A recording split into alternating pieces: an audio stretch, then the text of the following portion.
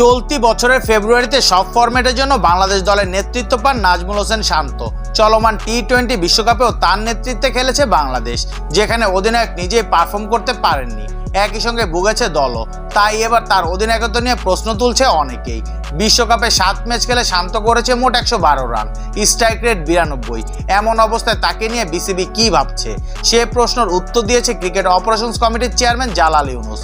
গতকাল গণমাধ্যমের মুখোমুখি হয়ে কথা বলেছে টাইগারদের বিশ্বকাপ পারফরমেন্স নিয়েও। শান্তর অধিনায়কত্ব নিয়ে জালাল বলেন, আমরা শান্তকে ম্যান্ডেট দিয়েছি 1 বছরের জন্য। এখন পর্যন্ত এই বিষয় নিয়ে আমরা কোনো আলোচনা করিনি। তাস্কিন শুরু করেছে ভাইস ক্যাপ্টেন হিসেবে।